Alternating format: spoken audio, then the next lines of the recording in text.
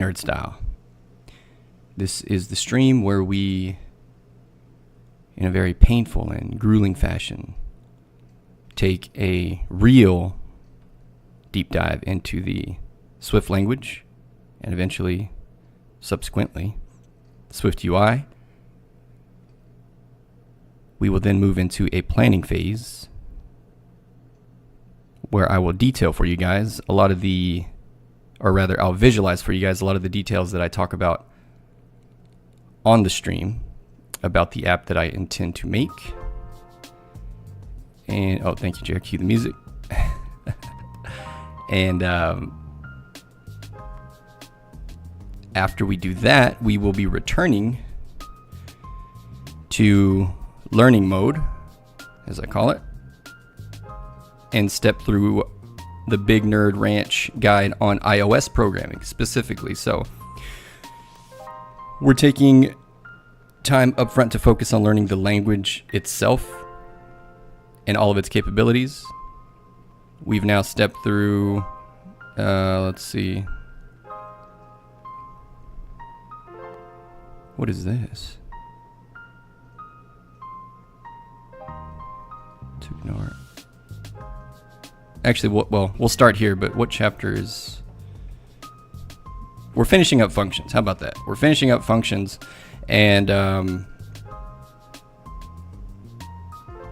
yeah, if you can see at the very bottom, page 255 of 818 pages. That's it's quite a, it's thick, like the kids say, thick with a double C, triple C even. That's a thick book, but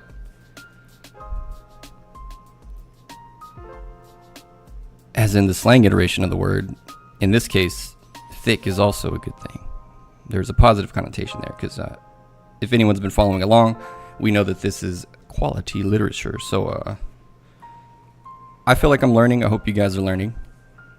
So make sure you like and follow or sub or whatever the hell. I don't know what platform you're watching this on, but please do follow along. And don't forget to donate. Kidding, by the way, because there is no way for you to give me your money. And there won't be. There won't be. I don't want your money. I want your viewership. I want Google's money. I don't want your money. Okay? I just want your eyeballs. And this is productive. Look, you can watch me, or you can go watch Asmongold rewatch someone else's video for an hour. No, I'm kidding. I actually like Asmongold, and I do exactly that, so I'm poking fun at myself. I actually like Asmongold. I watched the entire Amber Heard Johnny Depp case, live as it was being broadcast, and it was absolutely enthralling. Wonderful content. You just can't, Hollywood is great for what it gives us when the movies are of quality, but when you see something like this, now I know how people felt, or now I understand why people speak so fondly of, back when, these old folks, these boomers, back when the OJ case was going on, they got to experience that. And so the millennials, we finally got one of those high profile, just a live train wreck. If you haven't seen it, you owe it to yourself to, like, if your girl's like, babe, let's go to the movie. Girl, I got something better than that. And it's on YouTube and it's free. Definitely give it a watch. Just straight entertainment. I don't want to make light of it, but it's already happened. What are you gonna do? So look, yeah, is it on some sensitive? Does it cover some sensitive topic? Yeah, it does. But hey, man, it's public information, and I think, really and truly, I really do think it is for everybody, because there's some great lessons to be learned if you follow that entire case just all the way through, because they are not the issues that are being uncovered and unwrapped for everybody to see. I don't know about you guys, but anyone that has seen it, I've been through a lot of that stuff myself. So it's not like these are esoteric far-reaching, very distant kind of rich person issues that they're talking about. No, not at all. So yeah, high level of relatability, extreme entertainment, just all around would encourage you to watch. So yeah. Anyway, none of that matters right now. So let's get into this. I am moving today, so pardon any disheveledness. But yeah, when y'all see me tomorrow, matter of fact, when y'all see me on the Halo stream tonight, I will be in a different place. What a concept. Okay, so let's get back into it. And well, yeah, I'm gonna pick up here because I don't remember doing this part yesterday. So we were talking about functions. I'm going to, actually, you know what? I did the recap yesterday for the previous day, so I think I should stick with that in terms of how we start these, just to get everybody, including myself, most importantly, centered in terms of the new stuff, and kind of just test my understanding as well.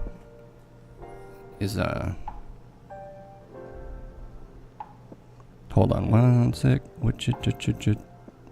okay, CF5 then. Okay.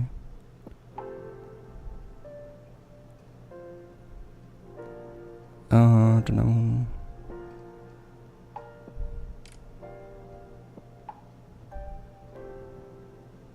Hold on one second. One sec. Jared, make sure you edit this out.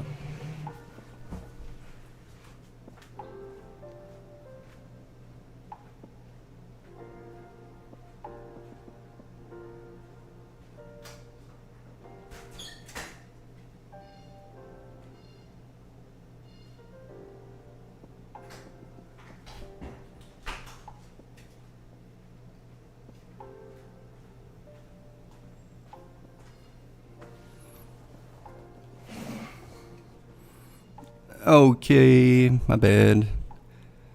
Sometimes I'll be hearing noises that aren't even really there. No, I mean, I thought someone was knocking. What are you gonna do? Okay.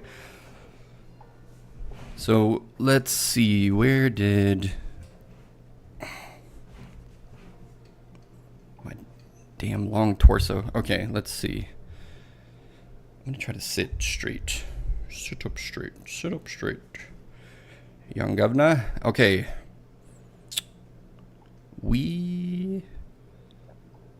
This was covered.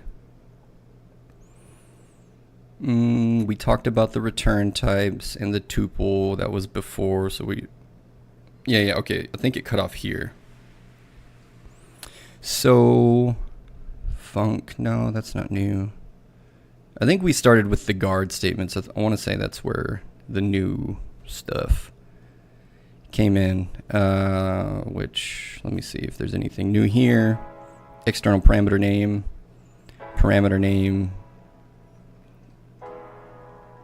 a tuple for the single argument so you can return multiple values. Maybe, yeah, I guess it was here. Okay, so we learned that, oh, actually we made a nice little graphic for that, so let's just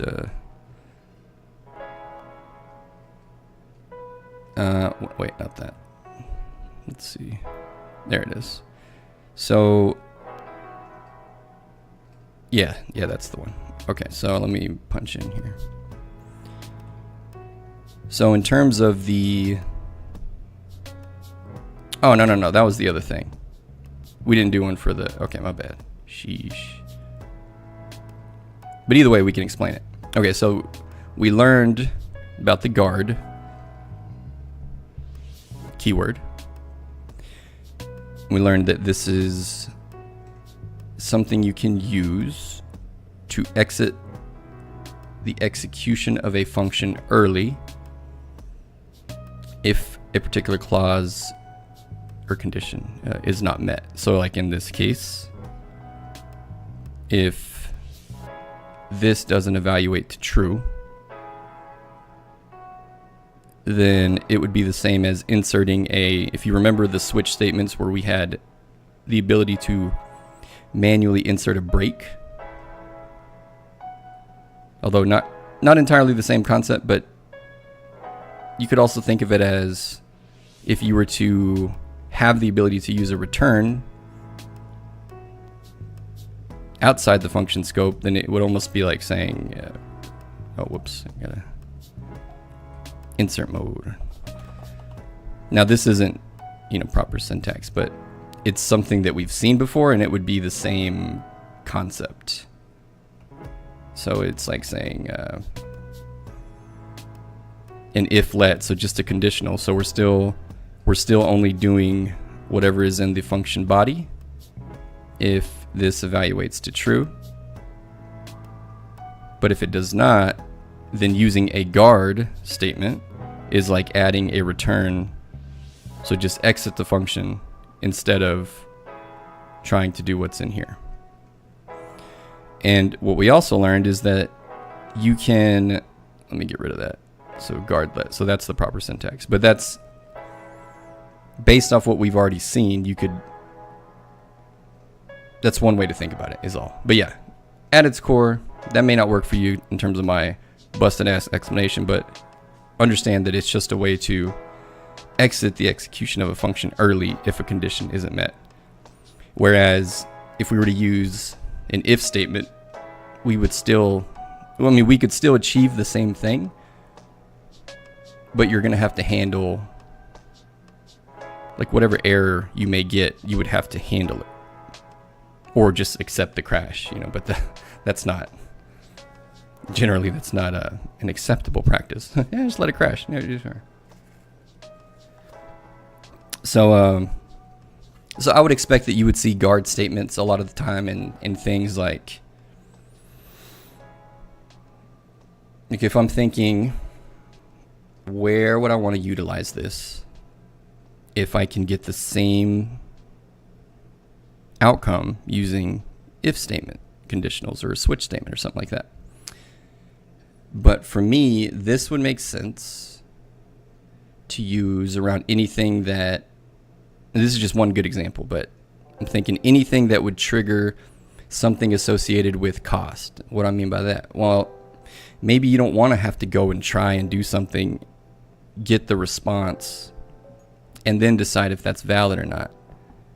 Maybe you can position the code in a way where you use the guard statement to say, check for some conditional where something is true, and then if it is, initiate, say, an HTTP call to go fetch some data and do more validation, but maybe use the guard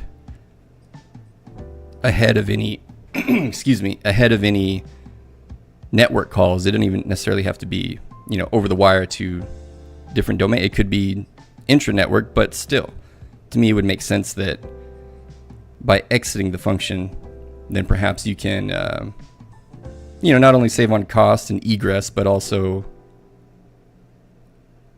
I don't know. That's the best I got right now. We're going to see plenty of examples, I'm sure, anyway. So that's the guard. Don't let me get stuck on this too long. So that's the guard statement, though. And really, what we also learned is this really should have been introduced, or not really should have, but they chose to wait to introduce it here, but it is actually part of the conditionals. So the if, the switch statements, case statements, all that stuff, it belongs under that umbrella. So it's a control flow. Okay, so we learned that, and then what else did we do that was new? That's not new, but we kind of struggled there. But then I remembered, after going back in the book, that the exclamation mark at the end of we're inside a function body now. So this is inside the function. This is an optional. And so middle name is an optional up here. Optional string. So if you recall from an earlier chapter, the exclamation point indicates that you want to force unwrap that optional so you can get to the value. And the risk being when using this versus, I think the other was, something like that.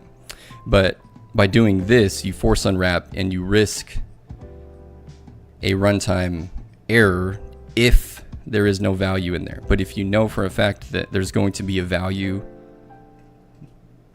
in this case in middle name.first, then the force unwrap is okay. And that's, simpler syntax, shorthand. Let's see.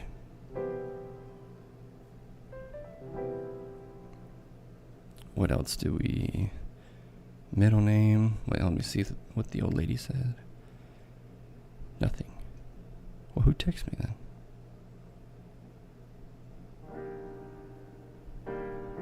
Oh, Mohammed. Okay, anyway. Greet by middle name. Oh, yeah, this was a big one. Yeah. So we learned about this pretty interesting thing, which I still don't fully grasp. But we did do some introspection into its use cases yesterday and found a lot of good ones. So my initial response to this was a bit of a gag. But we learned better. We know better now. But anyway, so what is this doing? Well, this is a way that you can effectively give a function body, or what do they call them? Function types. So in this case, god dang, 7. I don't, what is that? Like what? Mac OS just generates all these 7 gigs of like bullshit temp files. Like I don't understand that. And then you need this app. Well, I mean, obviously you could do it some other way, but I mean, where's all this shit coming? 7 gigs of it, and we're writing like minimal code, and I just don't understand where it's coming from. They're probably gonna make me it's you, isn't it? Olama. Dang, brother. Is that what's doing it? God dang. Hold on. Should have known better and download a Facebook app. Let me see. Startup. Sat up, shot up. Don't believe the hype. Bad. Hold on one sec. Start a.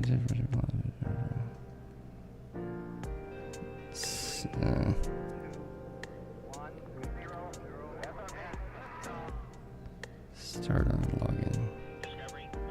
Open it, login.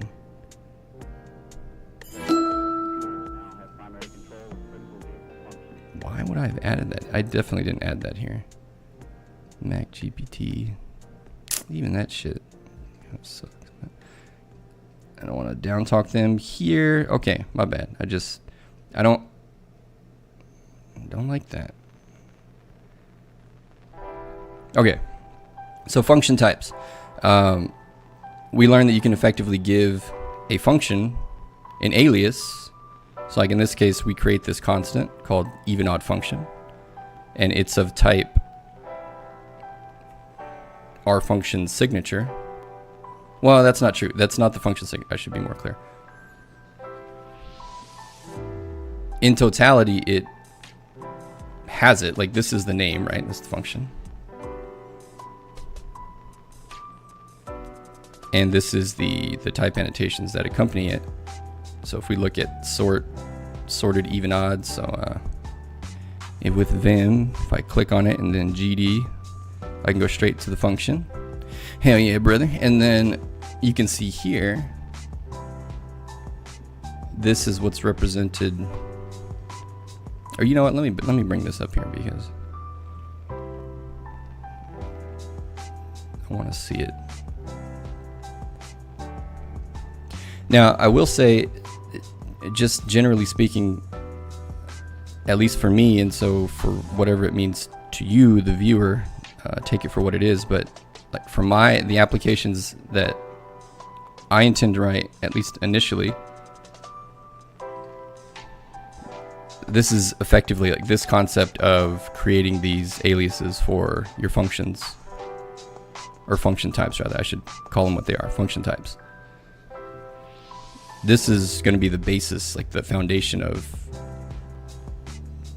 the largest value added piece of the app, which is all the calculations to do MRP. And we've talked about that repeatedly. I won't go deep into it now. I might later. Can't promise you anything. But material resource planning, right? So we need the ability to combine and stack all of these different calculations that make up one big parent forecasted type what if scenario sandbox type calculation that can be run in many different ways over and over. And so this is how we can do that, because what we also learned is that by doing this, right, by creating this function type, so this here, if we look here, this is the same as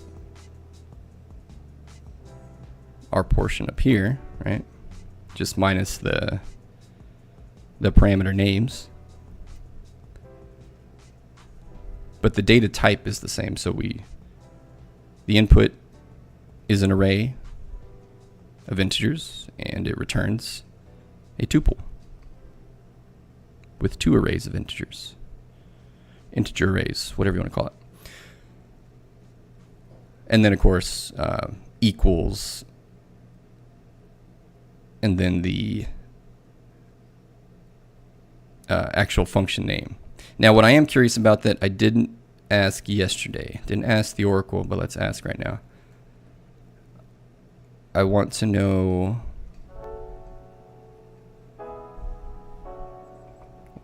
what is this, or what are the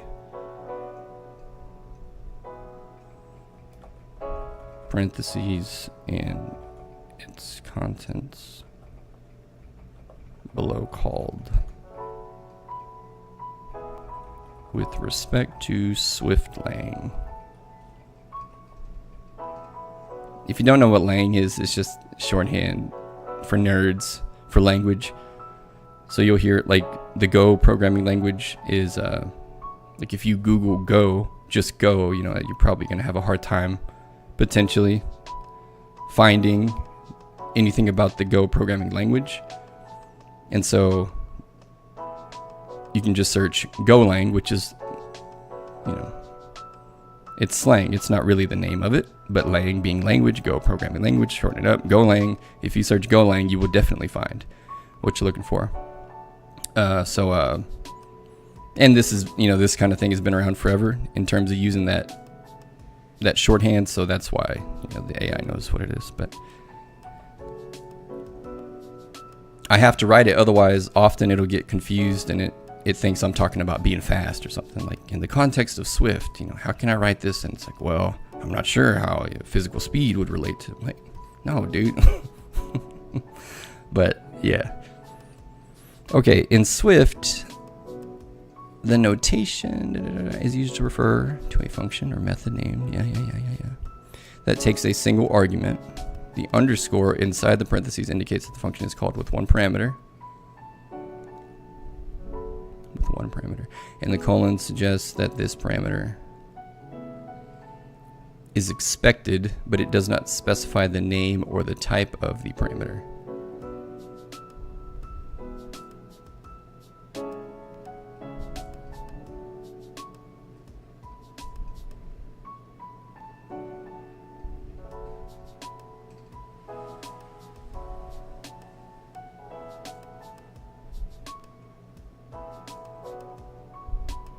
So we're saying, okay. But, okay, I don't, now I'm a little more confused because that,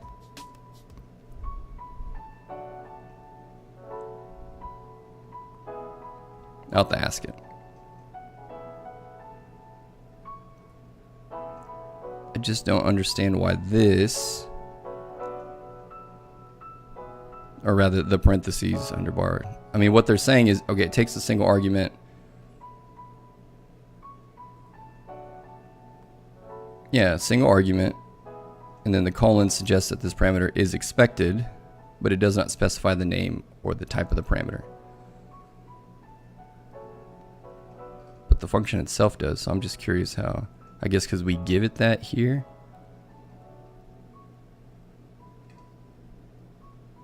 So can I, okay, maybe, do I get an error then if I do it like this?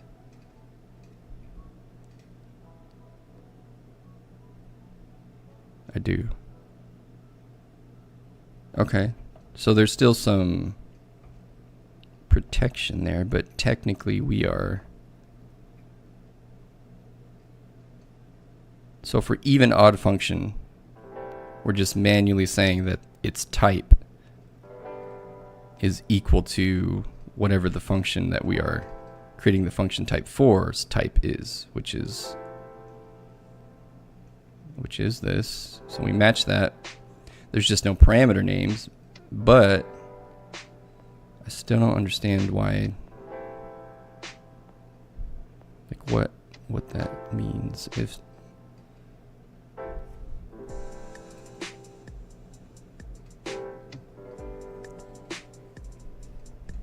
the syntax is particularly used in Swift documentation or when discussing Swift code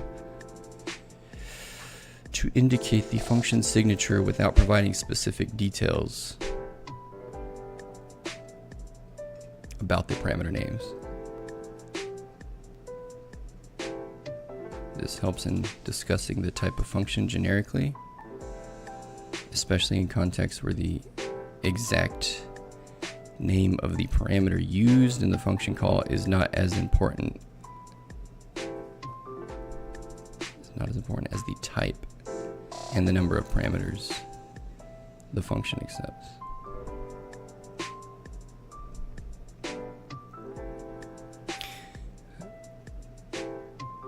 Okay, I mean, I'm sure they'll prove me wrong again, but I just don't understand why there would ever be. I mean, if it's a safe language and you have the ability to always define your types, why? I don't know. I just don't get, like, why do I need this if it's just for a discussion point? Can I get rid of it? I'm sure I can't, but...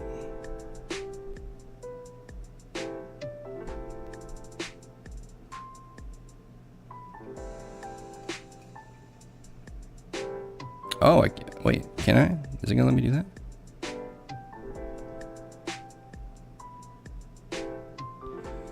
Oh, you don't need it.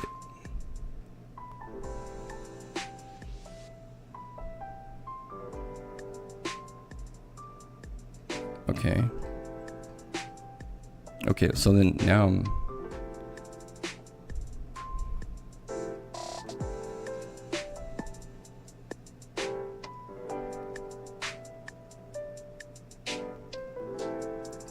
even odd function.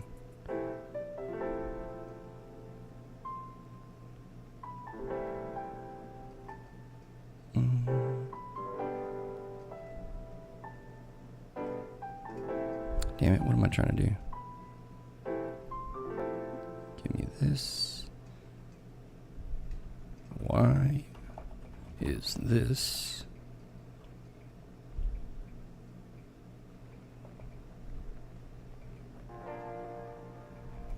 And this.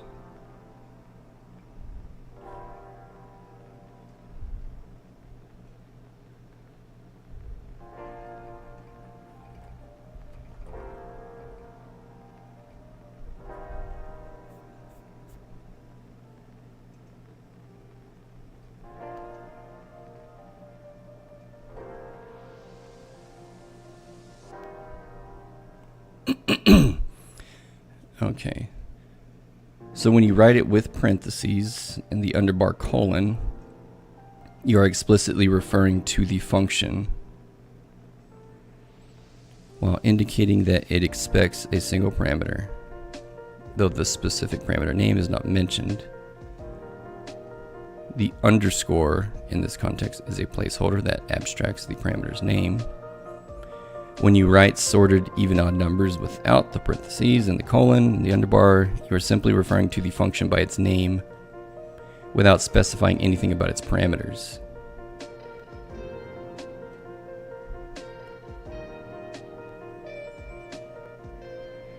This form is more concise and is often preferred when the context already makes clear what the function's parameters are. Okay. And it does, so...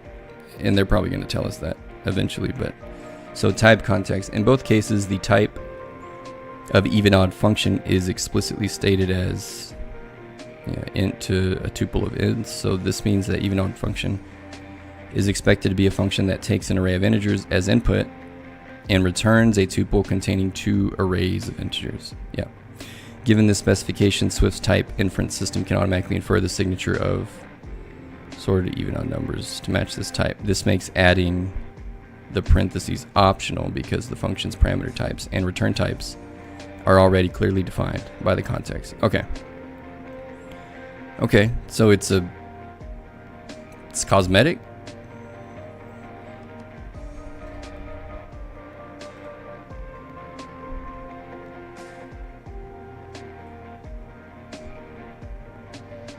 Okay, so when you assign their first class citizen, so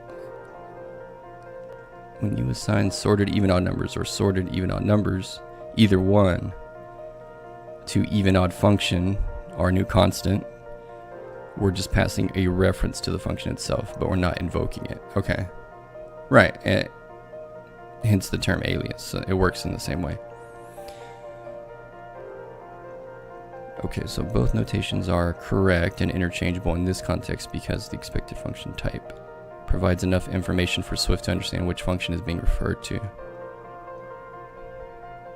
regardless of whether... Okay.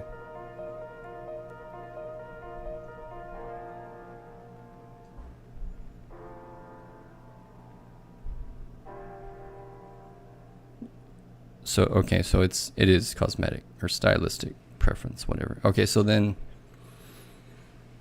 okay, so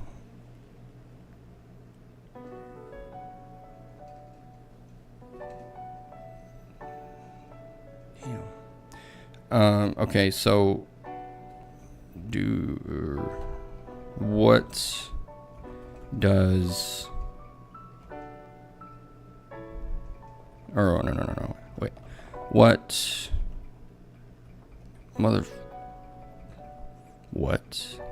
if any functionality does using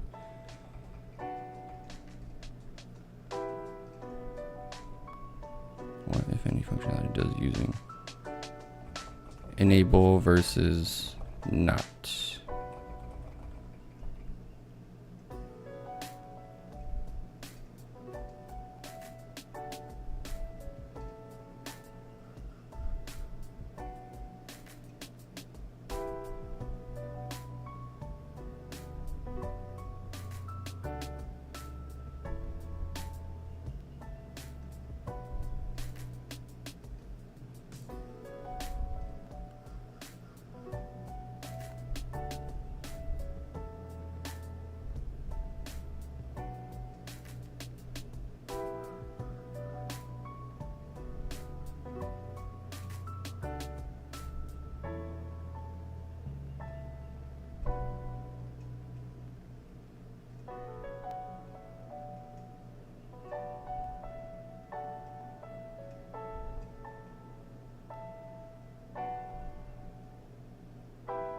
Okay, I can see for the API documentation how that is useful, because you're just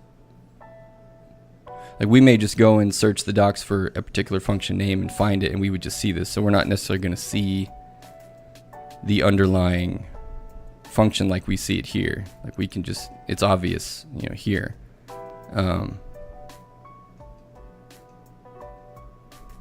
Okay. Yeah, I mean, yeah. So then, when passing functions as arguments in higher order, like map, filter, reduce, you often do not need to specify because the expected function type can be for.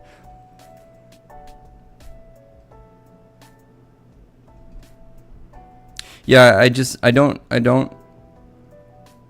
don't understand the need to ever skip writing your types. I just don't. Why would you do that? Don't do that. Why are you writing a function if you don't know what data types you're trying to handle? And the fact that optionals exist in Swift specifically makes me feel like there's never really a good reason. Even the speed argument, like speed of development, I think would be bullshit, because, I mean, come on. It's like, like if you know the app that you're building, if you understand it, whether you're a single dev or on a team, I mean, you should be working off a specification or something. some kind of needs analysis, something written down, right, brother? Come on now. So I mean, you're telling me you don't know the types, then I say don't write the function yet. You don't understand the problem. Why don't you write that function? Ooh, if you don't know the types, making my blood hot. Yeah, I don't like that, but I guess I get it, but I'm just kind of saying that I don't really get it, or I don't like that. I don't want to get it. I don't want to understand it. Just give it your types, man, if you know what it is. Okay, anyway, I digress. Now, okay, so in saying that, another question I have before we move on, because I really want to understand this. Like I said, this is going to be foundational. So, in that case, I'm going to ask it this. Please list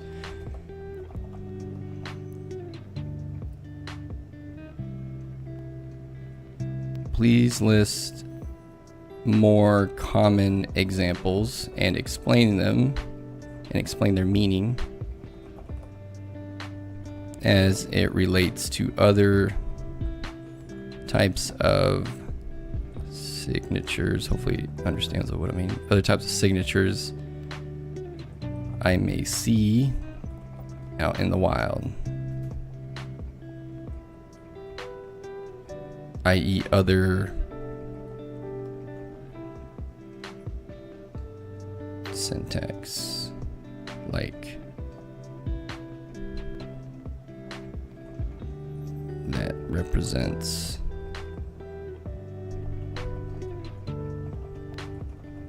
different scenarios with more than one argument, etc.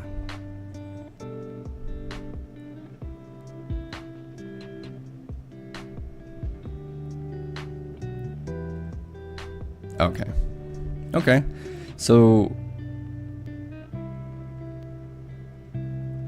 you with okay. Oh, in range and oh wow, God. Oh.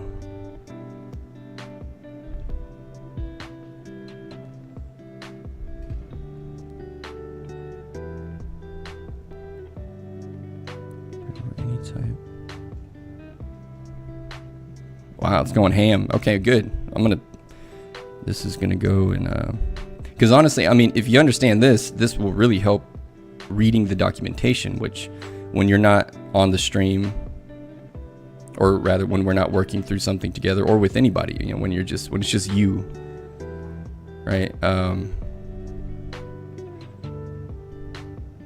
This kind of knowledge is going to be very handy, so you can go and do your own research and things of that nature, or just ask the Oracle. But you know, it won't always be able to. Like this stuff is simple because it's known. We're learning it for the first time, but more and more you're going to be dealing with, or eventually you'll be dealing with business logic, things that don't necessarily exist yet. And so you'll have to understand these concepts and know what the primitives do and why they behave the way they do. So, okay. So then in that case, am I zoomed in here?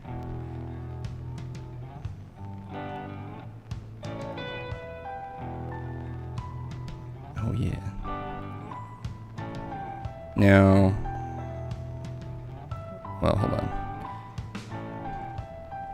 There we go.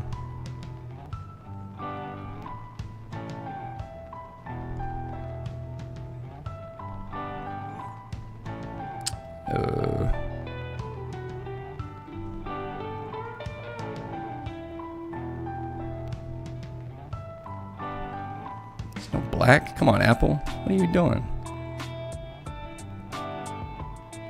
Man, that does look good though. Green. Can I? So I really can't. I can't change the.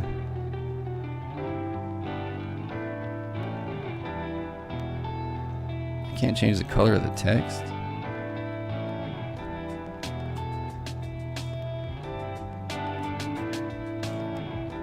You fucking kidding me?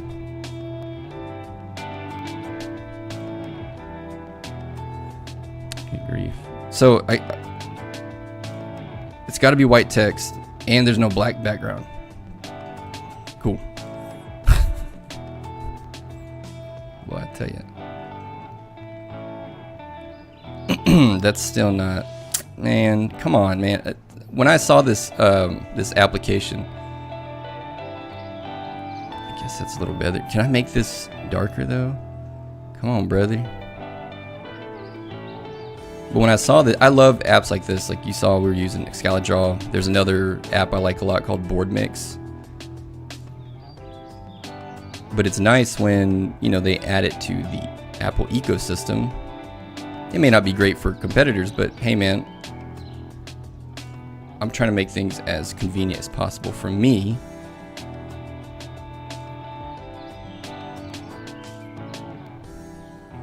Okay, wait, can I change it then?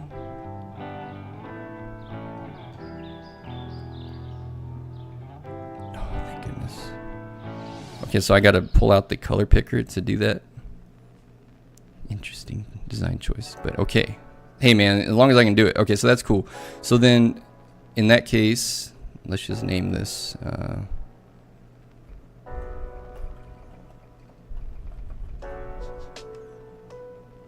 function types.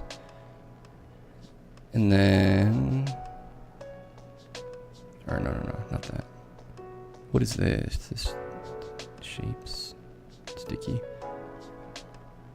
Oh my gosh, I closed it.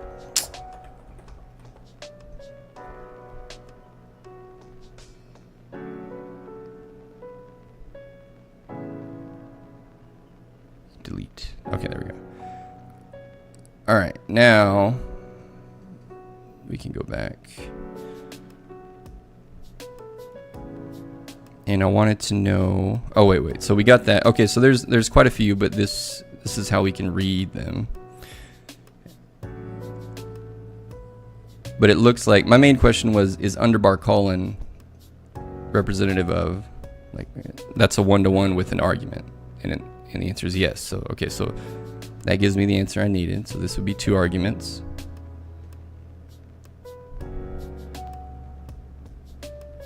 Allowing 0 or more values of a specific type. This is common in functions that can handle arbitrary number of inputs like a sum or a log function. A variadic. 0 or more values.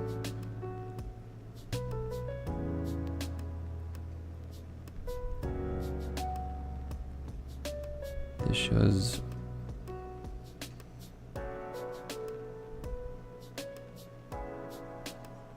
so this is the one we've seen, and this just means it takes parameter and there's no specified type.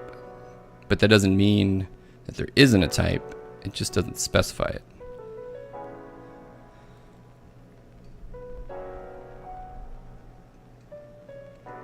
And then this would just be the same, but 2 arguments, take 2 unnamed parameters. Then func name with, so argument and then with. This shows a function func name that takes 2 parameters, where the first parameter is unnamed and the second is named with. Oh, okay. Okay, so no spaces, just parameter, colon. And this is common. This hybrid notation is common in Swift, where the function might emphasize the second parameter for clarity or API design reasons. Variadic parameters, func name, unnamed argument, and then the range notation represents a function that takes a variadic parameter.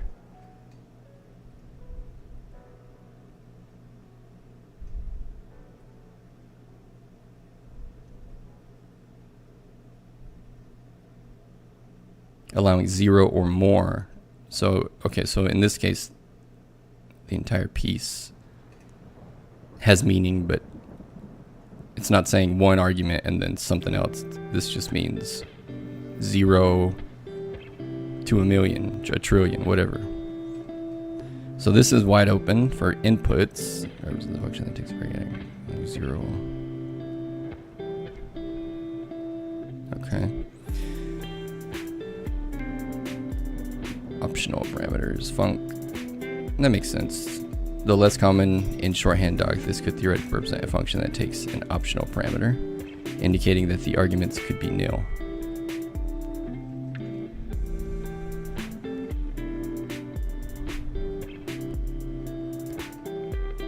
Func name. This represents a function that takes one parameter and returns another function that does not take any parameters and does not return a value. A void function.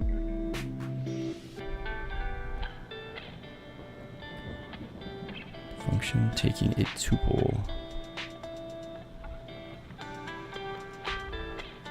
That's ugly. Indicates that func name takes a single argument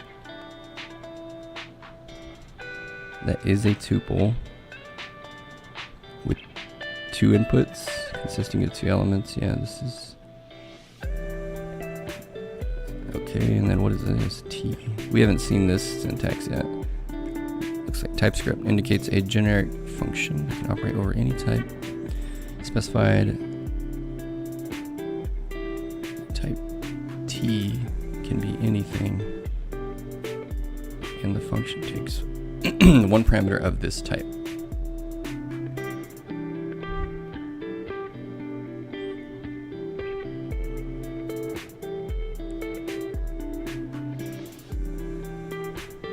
I'm sure we'll get there, so I'm not going to dig into that one, but that one's not making sense to me. But function with labeled arguments. This is what I would want in my code. Like, all of this stuff is, if there's like 15 to 20 different things you might see, is it really, how much time are we saving, kind of a thing. Just, name it. But I understand, I mean, there's some uses where you just wouldn't have it there, or it just doesn't need to be there. But to me, if you're going to use function types and you know the arguments, just name it. Just name it, brother. Okay, so, but the other thing that I'm curious about is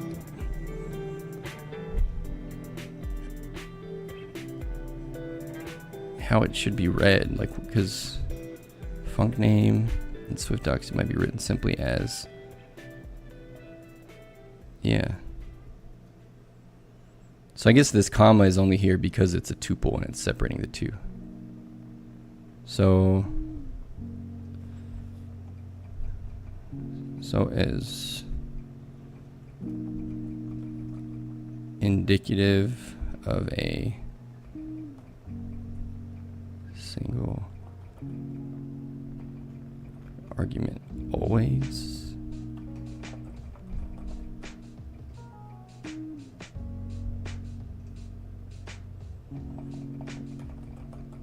Maybe it can reason it out for me. Sometimes it really can, which is awesome. But see, just be honest with the machines.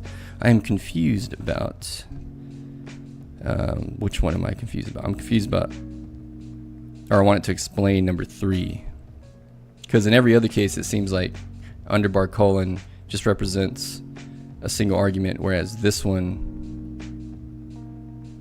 that's not the case, allowing 0 or more values. So there's like semantic meaning across the combination of all of these, but it's not like this has a meaning and then also 3 dots has a meaning. It's like all of it together. So I want it to explain how we should go about reasoning about this. I am confused about example number 3 above. It seems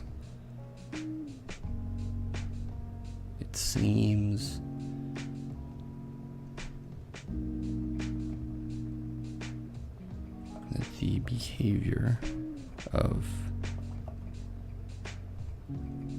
is different here.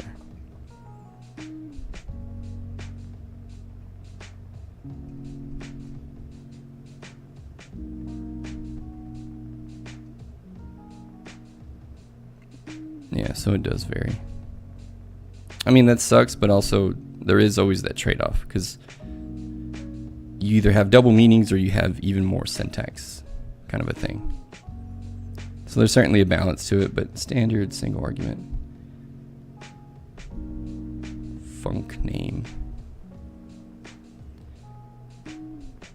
This notation. Right, all right. multiple arguments func name in this notation, each underbar colon, the set of those two symbols represent a separate argument. But here, this might seem different at first, but it adheres to the same underlying principle. Okay. Underbar colon represents a single parameter slot. Okay. So that's the same. The addition of dot dot dot or ellipses. Is that ellipses?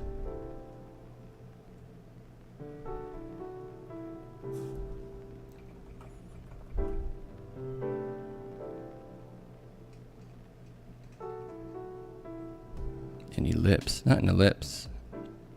Is that not even an ellipsis? Okay. I always thought it was with an ES. I swear I'm not dumb. Okay, so the ellipsis points usually 3 or sometimes 4. Okay, yeah, so that do be damn, airing out all my shit. Don't follow me. Okay. Or wait, do follow me online. Don't follow me in real life. What? Actually, I don't go anywhere, so nowhere to follow. Now, the function parameters are listed in the left.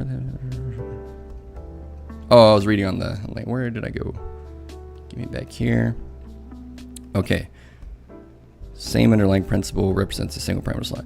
The addition of ellipsis. I think it's still ellipses. Just got to spell it right after. So the dots, or the range rather, in terms of how we've learned it in terms of Swift, that's what that would mean, specifically denotes that this parameter is variadic, meaning the function can accept 0 or more values for this parameter. Oh, for the single parameter still. All of which are of the same type. Okay. So there's like a... Okay, yeah, okay.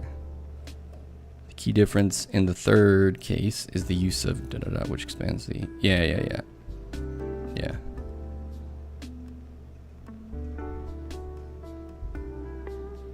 So to your point, it does always indicate a parameter slot, but the nature of that parameter, single, multiple, optional, or variadic, can be further defined by additional symbols like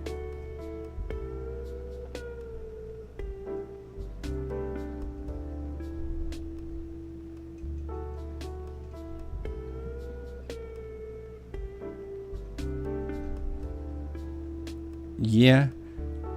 I mean, I think it does. I mean, we're good for now. Besides, I gotta use the restroom, so I know it's, might as well take it now, because you know it's coming. Oh, boy. Coffee will go right through you, you know what I mean? But, TMI, I get it. I'm just saying. Brother. So I'm gonna go do that real quick. You guys go do the same, or get some water or something. We're about to lock in, but for now, I'm just gonna put this little PSA up. There we go. BRB.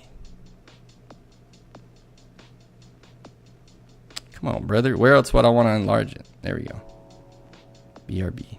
I think that pretty much says it. I can't get more clear than that, can I? Okay, I'll be right back. Well, I'll be back in a few minutes.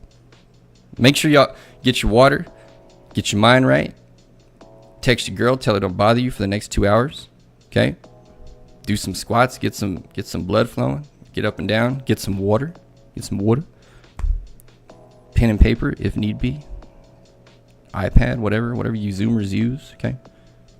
Because we're gonna dig into it right after this break. Jared, cue me out. We'll just do it.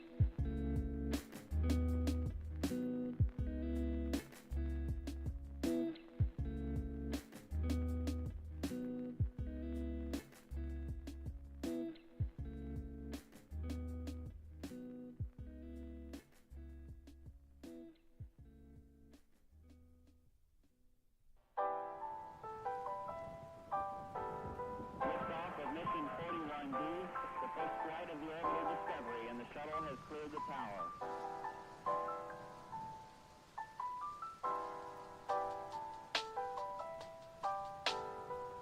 core computers now have primary control of critical vehicle functions.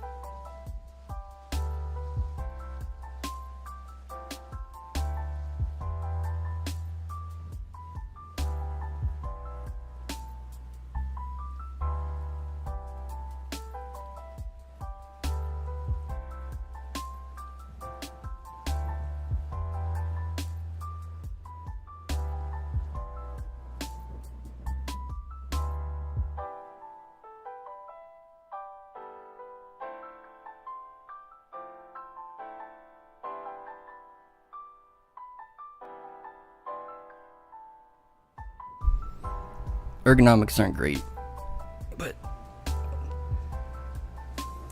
the joys of moving. All right, we're back. So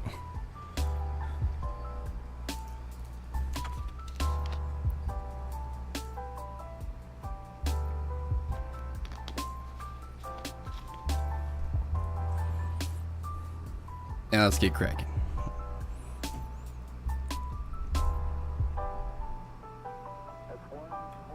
Let's see. Okay, so I think we've rounded out our understanding there. So we're just gonna pick it back up on this void here because it looks interesting. Okay. For the more curious, void. The first function you wrote in this chapter was print greeting. It took no arguments and returned nothing, or did it? Actually, functions that do not explicitly return something do have a return. They lied to us. They're returning something called void. The void. Powerful comic book villain. This return is inserted into the code for you by the compiler. Okay. So while you wrote print greeting like this, I'm sure y'all can see that, but it's just like this. The compiler actually added something like this to your code. Oh. Wait, where is... Well, I'll just write it so y'all can see. So we wrote... Oh, no, wait. That should be at the top of the file. Yeah, there it is right there. Okay, so it's saying that we write this, but the compiler ends up adding that for us. So that's the actual source code is what they're saying. So that's a convenience thing. Okay. But at least we know what this is now. So the arrow syntax, so the type that comes back. Actually, let's keep reading because I don't know. Beyond that, I don't know. But I get the structure and what it's saying. But what is void? I don't know. So let's see. Okay, so... Okay, so while you wrote this, compiler does this. In other words, it added a return value of void for you.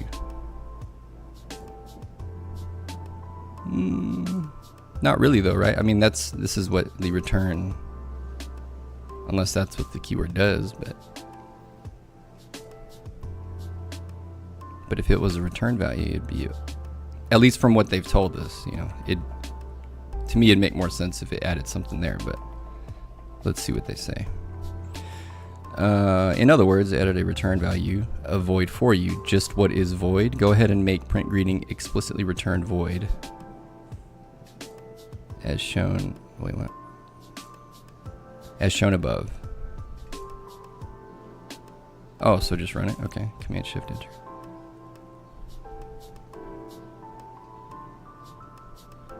I don't see anything, but is that, did it go to the console? No.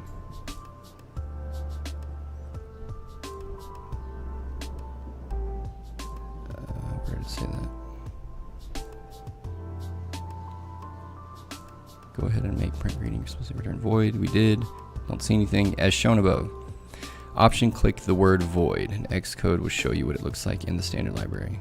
Type alias void. We'll take their word for it since our fucking thing doesn't work. Actually, let's see if it does today. Oh, it works now. How about that? And that's what we see. Type alias. So there are, okay, so that's why you have to call things what they are. So apologies earlier for calling function types aliases. I shouldn't do that. They're function types because alias is used elsewhere. So type alias. Okay, but we don't know what that is yet. Except for in this context. Okay, so type alias void is equal to an anonymous function.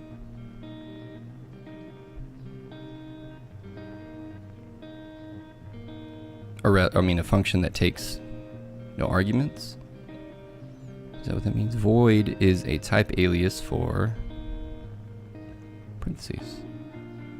Set parentheses. You will read about type aliases in detail in chapter 20. For now, think of type aliases, type alii, as a way to tell the compiler that one thing is shorthand for another. Oh, neat. Yeah, okay. So you could, oh, I like that. Yeah. You could write a quick little DSL with Swift then. That's cool. Let me highlight that. Actually, I'm gonna highlight this whole thing. What? Oh. And, well, no. You know what I should do? Then I can just publish this and share it in the description links. Okay. And then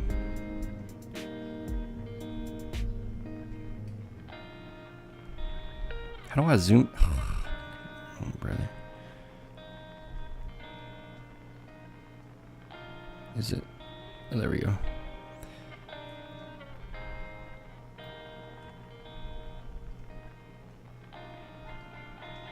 You can't. How do you pan? I guess you can't. Can you not do that?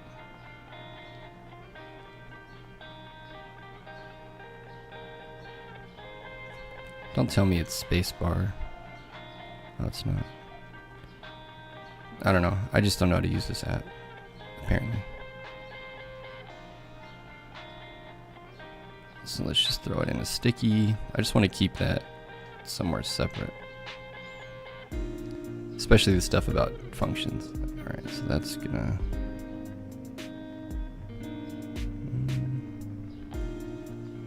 And I'm OCD, so left justify. And then... What is this? God, this shit's dookie, dude. Why did they... Don't come to the party, brother, if you ain't got no sex. Why do they do it like that?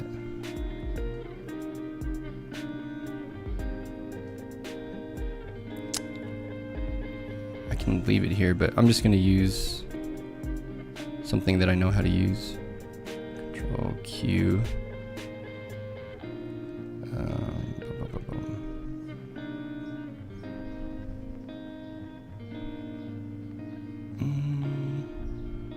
Actually found this app. This is probably overall the best, like, dollar for dollar value whiteboard app I've come across. And I never heard of it, but it's called Board Mix. Not affiliated in any way. I'm just giving them some shot. Wait, add Board Mix to desktop.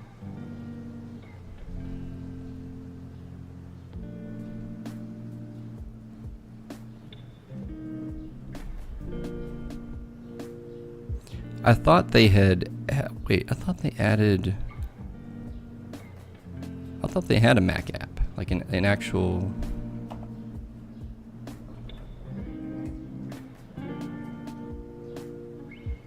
Yeah, they do. Man, what did I do? Hold on. I don't want to.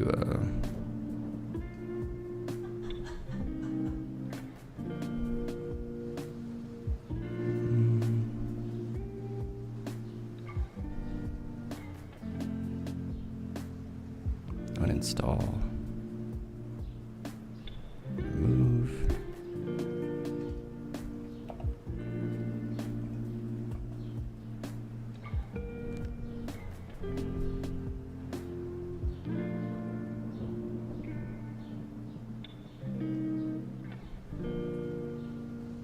Yeah, okay, this is the local one. So they do, that's the nice thing. They have a desktop. I mean, it may just be an Electron wrapper. But it's nice that they have one, just a separate install, because then you can treat it like an actual application.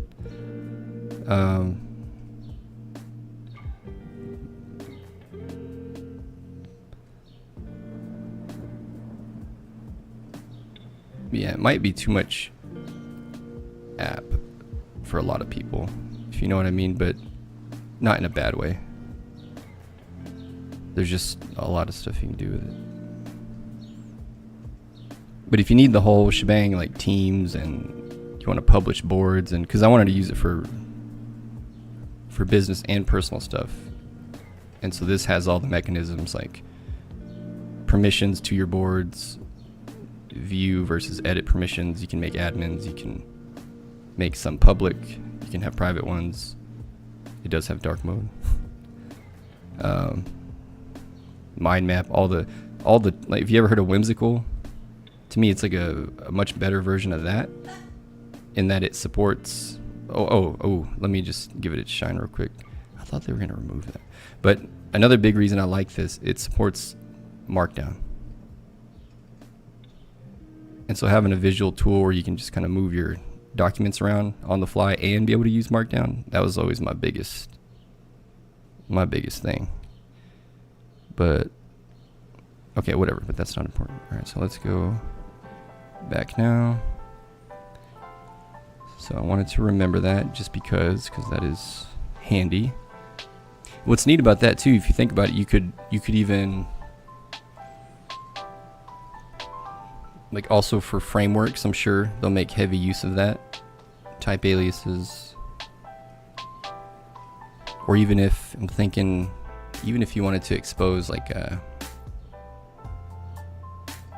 well, whatever, we'll talk about that at length eventually, but let me quit Olama. Alright, the first version above is what you originally wrote. The second is what the compiler inserts for you. I didn't see what. First version above is what you originally wrote. The second. Oh, okay. So the compiler does. They're saying it does this instead.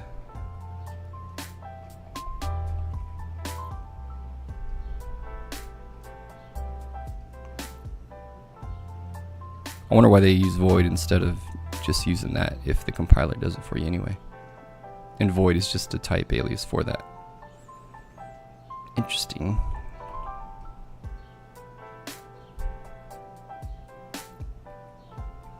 Probably because it's confusing as sin, because I can't even look at it without my mind bending. Alright. So the first version above is what you originally wrote, which is the void, yeah. Or no. Just without this, so without that. That's what we wrote. And then it's saying the second is what the compiler inserts for you. So when we run build or whatever, I haven't even run a build yet, so I don't know.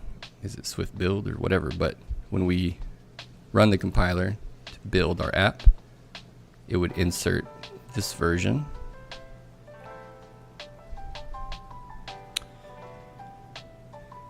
And the third uses the empty parentheses, which is what the standard library maps void too.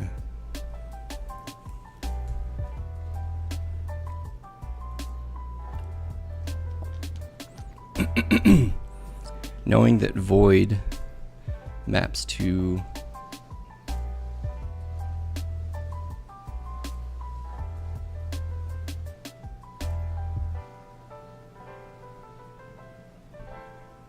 hold on.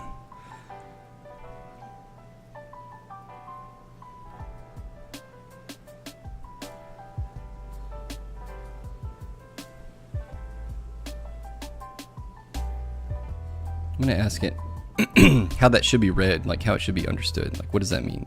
Am I supposed to call this something, or are they talking literal? It maps to the set of characters or symbols. Not sure.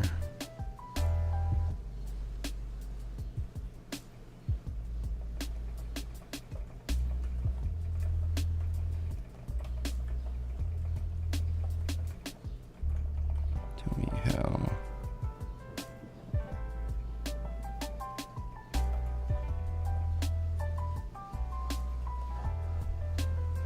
Interpreted.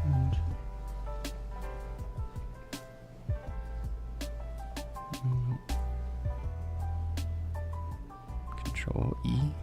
Oh, nice. In the snippet below, can you tell me how it should be interpreted? Is it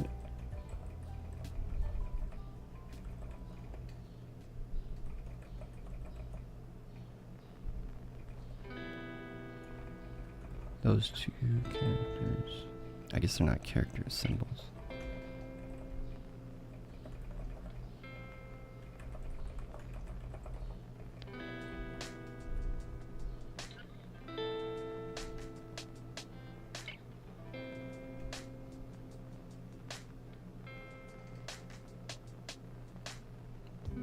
Okay.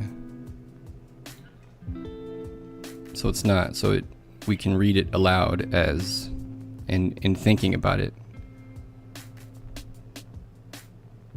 we can think of it as an empty tuple. Okay.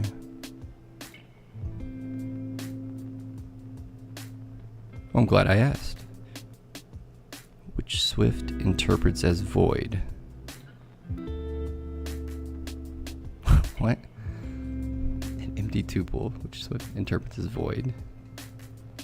In Swift, void is a type that represents the absence of a value or no value at all. So it's just his own thing. When you see empty tuple, return void. Empty tuple, return void. Oh, okay. It represents the type of a function that takes no arguments, as indicated by the first empty tuple, and returns void. Or in other words, it does not return any value. The first set of parentheses indicates the function's parameter list.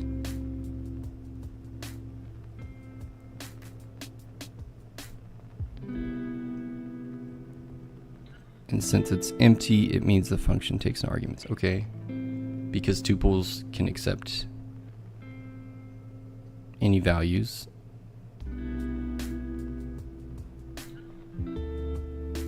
Okay, since empty means the function takes no arguments.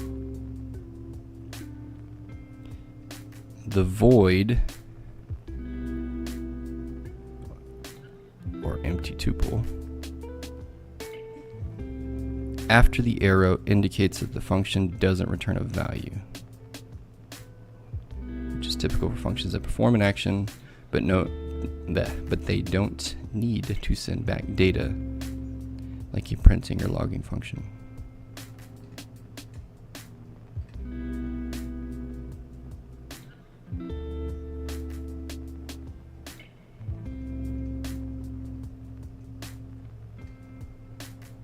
Okay. It makes sense, but I want it to explain a little bit more about,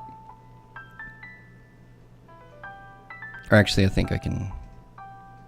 Does that mean that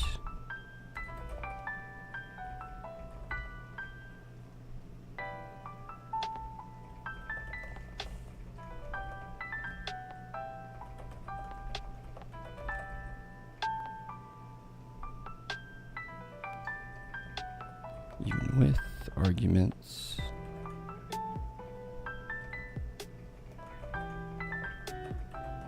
thought of as, for example, in a function definition, func name,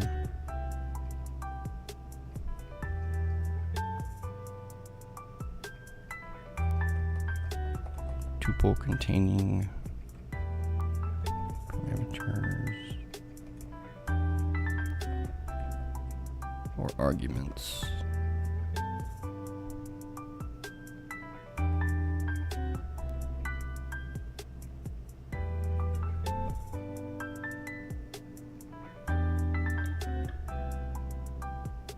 Okay, good.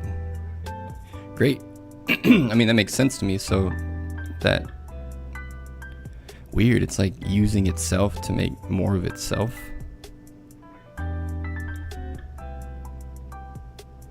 That's pretty trippy. Okay, so it says yes.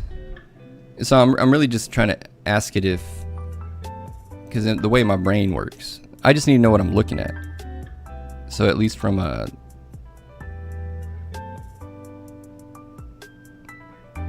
well, it's just the semantics. I got to know what are the semantics of what I'm reading. Like every little piece, just trying to understand it. So what I wanted to know was, regardless of, because we see the empty, these dillies, just parentheses, open parentheses, closing parentheses, like right here. We see this everywhere. But apparently we can, whether there's, like this has, parameters in it, and this one doesn't. Well, this is a caller, so there would be arguments, not parameters. But in this definition here, there's no parameters. But in either case, it's saying we can just think of these as tuples being used everywhere, even within the function definition itself.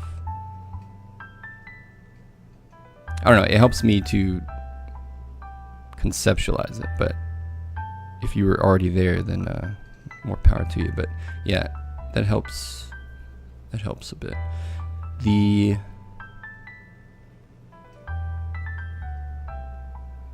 parameters and types can be thought of as a tuple containing two elements, right? Element A of type integer, element B of type integer. Yeah. Yeah, all right. Okay, so when tuple is empty, as in it means the function takes no parameters. Similarly, the return type of a function is specified as return means the function returns a tuple with no elements.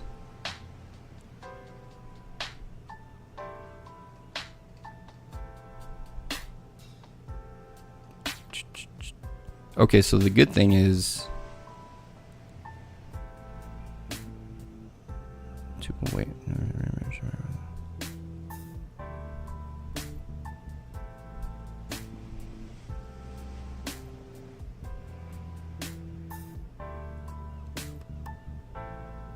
Right, yeah, this is the big thing. Okay, so then it also enables advanced features like function types.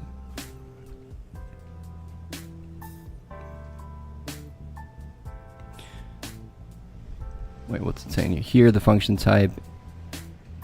So this is a tuple, two elements.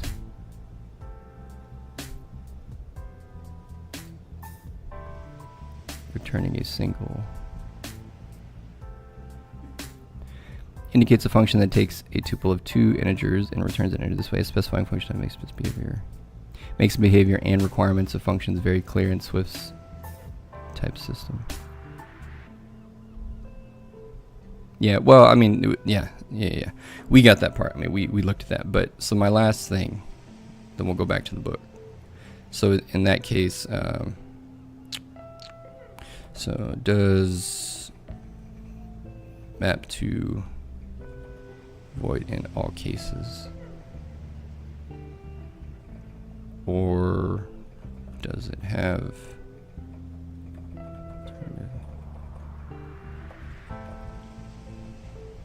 Also,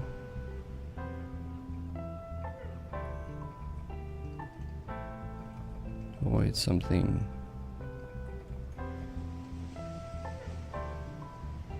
we would write as app developers, or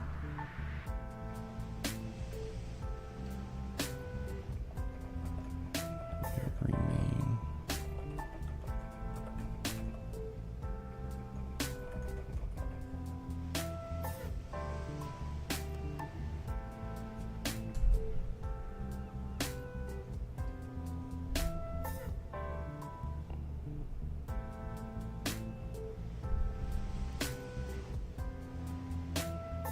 Oh, right. So the only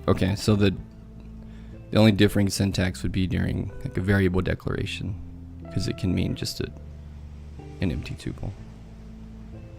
But when used as a value, it would map to void. You'll often use the third. Wait. Okay, so let's see what it said. In Swift, the empty tuple usually maps to void when discussing the return types of functions. So here, specifically.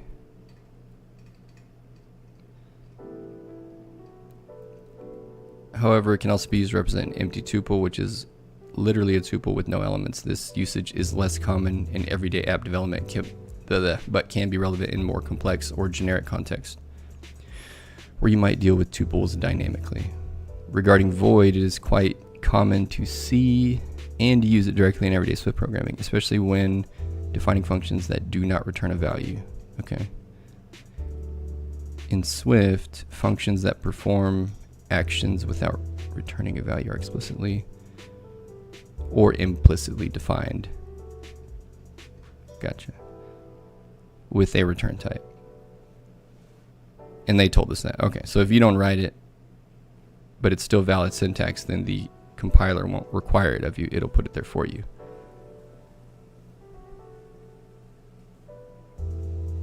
So in my case, if I'm gung-ho about types, I really should be writing it if I know the function won't return anything. As mentioned, can also be written at, here's how. Okay, yeah. So an explicit void would look like this, which is what we just looked at. Implicit void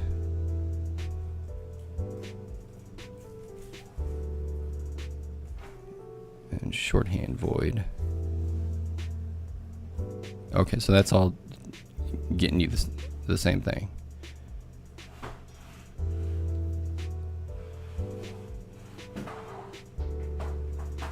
In everyday development, you'll also use their format.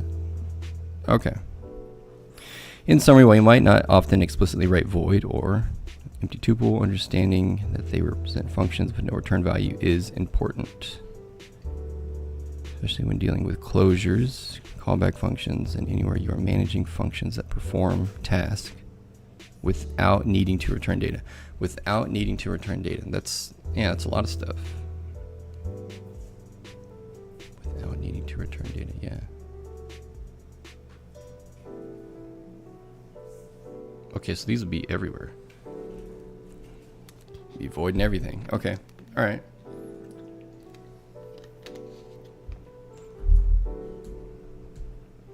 So they will be the norm, or the rule, not the exception, rather. At least for stuff like data-centric apps, sounds like. Because you're going to be doing a lot of, or I would be doing a lot of interim calculations that wouldn't necessarily need to return anything, just continue some kind of data flow. All right. All right, so what's next then? For the more curious. Variadic parameters. The print function has an interesting feature. You can pass it as many arguments as you want in a comma delimited list, and it will print all of them. Here are a couple examples. Print hello, username, print thing 1, thing 2, thing 3. All the functions you have written so far except a fixed list of inputs. If the caller passes too many or too few arguments, the compiler will emit an error. How can print handle any number of arguments? by accepting a variadic parameter. A variadic parameter takes 0 or more input values. Okay, so we kind of jumped the gun, but okay, so 0 or more.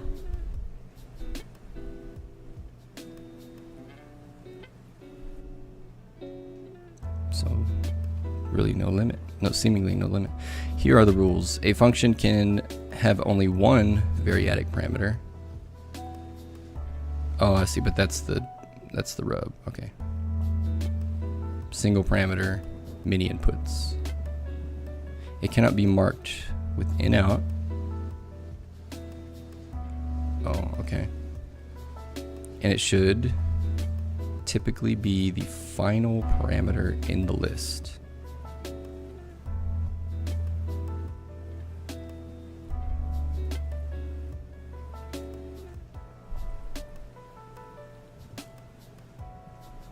Oh, so you can have multiple, you just can only have one variadic parameter. It takes here. Yeah, okay.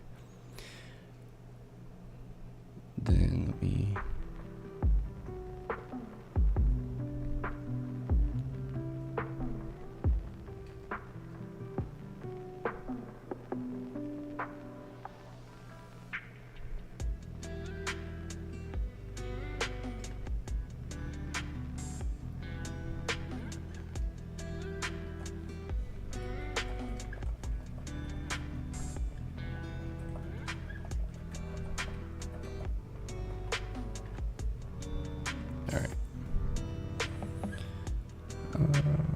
To make a variadic parameter, use 3 periods after the parameter's type. Like names string.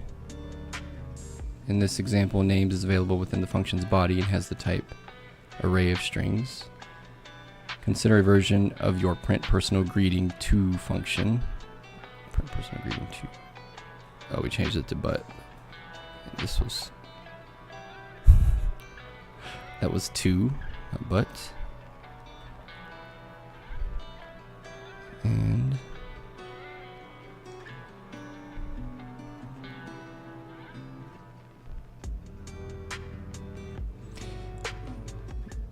designed to take multiple names and greet them all. You accomplish this with a parameter that expects an array of strings.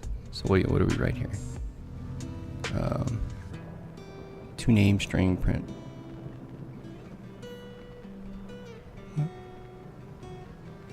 Consider your version function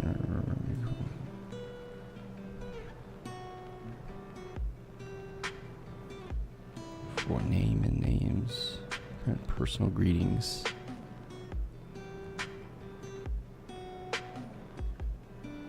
Wait, is that the same one? Yeah, it is the same one.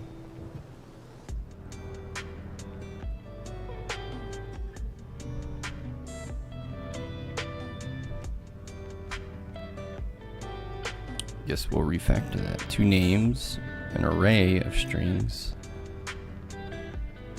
Yeah, with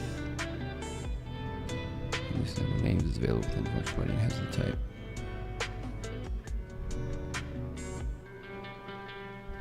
Name string.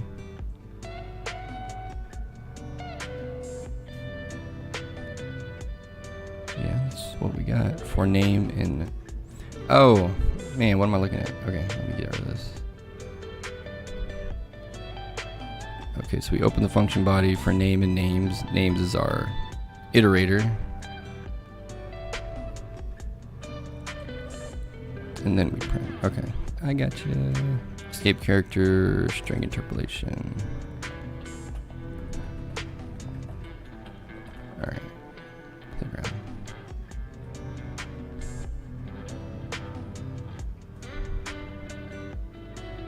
Print personal greetings to, and then here are multiple, the variadic representation to Tessa.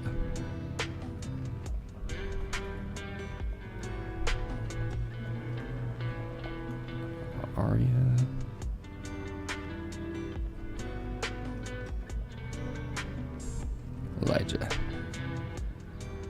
my nephew saying? Let's see. Wait, what'd I do? Personal greeting.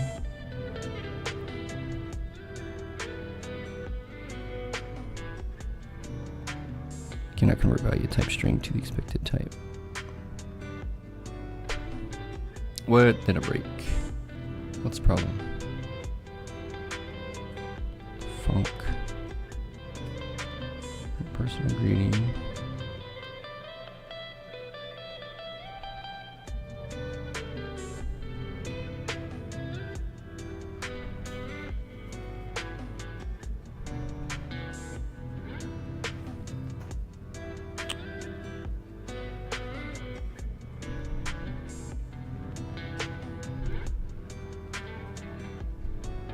Wait, but did they make that all one string? That is...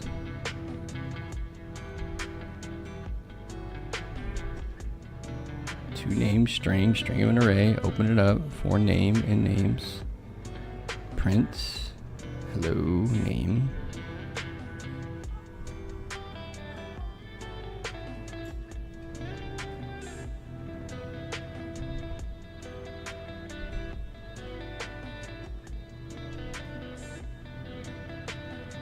Oh, man, I'm blind. Okay, so there's... that's why. My bad, brother. Okay. Hello, Tessa. Welcome to the playground. Hello, Salah. Hello. Oh, I see. Okay, neato.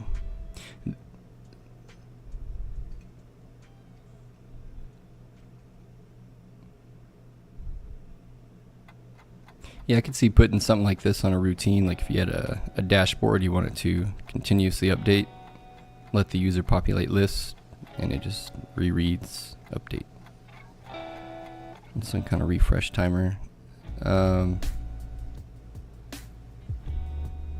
Or you could use a variated parameter.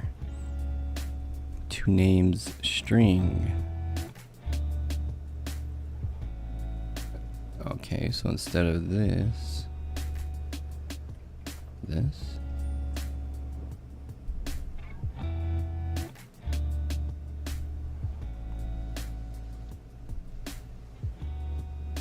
nothing else changes except for, oh, then I could have done the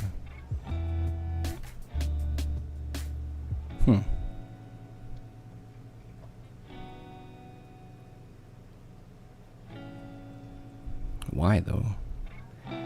Even though the declared argument is, oh wait, even though the declared argument type is string, the names instance here, the names instance inside the implementation is still an array of strings inside the implementation. So in the scope of this function. Okay, so even though we're writing this, they're saying this is still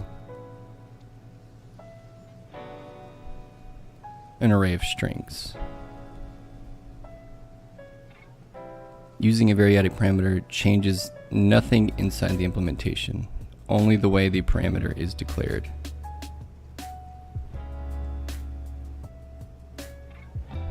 Then why add it to the language? What is the point?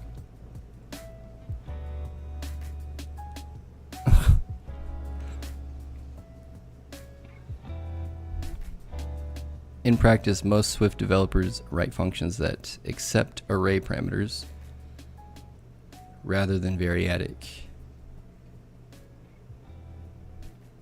Yeah, because it makes sense to just stick. If they're going to take this and treat it like an array of strings anyway, or it is an array of strings, then why would you bother?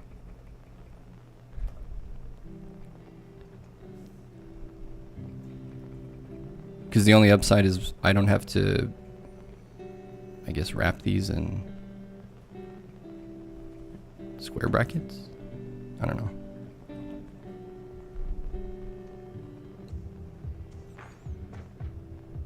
practice, most Swift developers write functions that accept array parameters rather than variadic. This is because a caller can manually pack a list of objects into an array for a function that requires an array.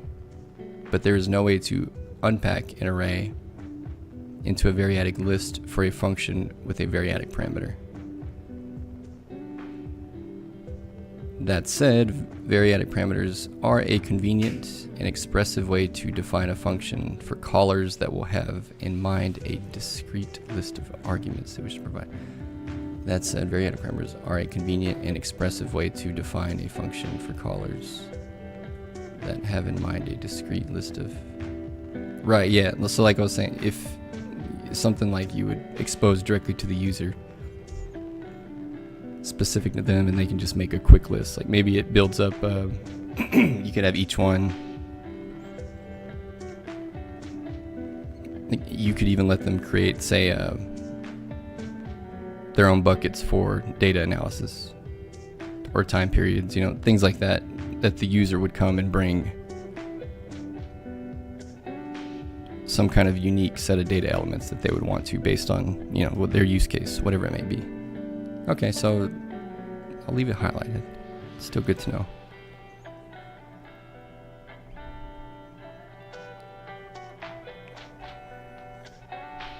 All right, closures. Closures are discrete bundles of functionality that can be used in your application to accomplish a specific task. Well, actually, you know what? What time is it? 12.